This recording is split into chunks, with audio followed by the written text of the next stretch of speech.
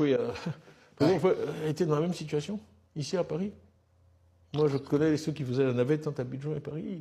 Ils sont venus à Yamoussoukro avec des mitraillettes pour l'enlever, qui s'est enfermé dans sa chambre, qu'il a dû appeler le procureur général à Dakar. Tout à fait, effectivement. De là, ouais, qui lui a sauvé la vie.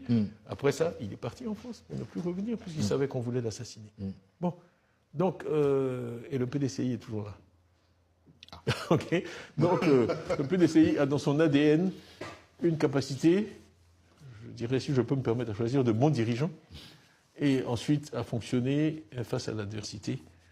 C'est pas facile. Bien sûr qu'on préférerait. Hein. Moi, j'aime mon rôle de président du PDCI. Vraiment, les gens m'ont vu arriver tous les matins au bureau. Et d'ailleurs, ça étonnait les gens que je sois aussi présent au PDCI. Oui, j'étais là tous les matins. Je travaillais pendant 15 heures, tous les jours. On a beaucoup accompli, franchement, en 1 an et demi. Donc, c'est malheureux qu'on soit dans cette situation. Mais quelle autre option avons-nous aujourd'hui? Quand vous voyez les abus des atteintes aux droits de l'homme quotidiennes, quand vous voyez, une partie de mon équipe est cachée, hein, Benjo, coordinateur général du PDCI, moi, je n'y étais pas, mais on m'a rapporté l'attaque contre sa résidence. Ils ont saccagé sa résidence il y a quelques jours. Personne ne sait où il est. Bon, j'ai d'autres, je pourrais citer. Malheureusement, nous sommes comme avant l'indépendance, un parti légal qui a bâti la Côte d'Ivoire. De nombreux membres de la direction du PDCI aujourd'hui sont cachés ou en exil. Est-ce que c'est normal? Rassurez-nous, comment va Noël Akossi Benjo? Comment vous voulez qu'il aille? Un homme qui a eu sa carrière, qui a dirigé la plus grande entreprise de Côte d'Ivoire, la CIR, qui a été maire du plateau. Élu meilleur maire d'Afrique. Qui voit sa résidence saccagée.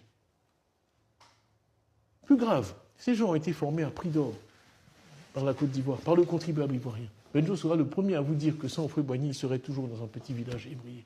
Brédoumi est pareil. C'est un des plus grands agronomes ivoiriens. Il a été formé à prix d'or par la Côte d'Ivoire. Il était un parmi 11 qui sont allés aux États-Unis faire leurs études cette année-là. Moi, il m'a raconté, je connais toute sa vie. Bon. Est-ce que vraiment notre pays a tellement de talent qu'il peut se passer de ce genre de personnes et les pourchasser? C'est pas comme ça que la Côte d'Ivoire doit être gouvernée. Ceux qui croient que c'est un bon modèle, eh bien, ils se trompent. Et aujourd'hui, s'il y a une désaffection des Ivoiriens vis-à-vis d'eux, si les Ivoiriens n'ont plus confiance en eux, s'ils font des meetings où il n'y a personne, c'est à cause de tout ça. Les législatives, peut-être Bon, les législatives, Norbert, j'éviterai pour l'instant. Je vais rester dans le tempo, en fait, d'accord, de l'actualité, si tu permets. Alors, que dites-vous des personnes qui disent que Tidiane Thiam est un novice en politique et aujourd'hui, il mène le PDCI à la banqueroute? Écoutez, moi, d'abord,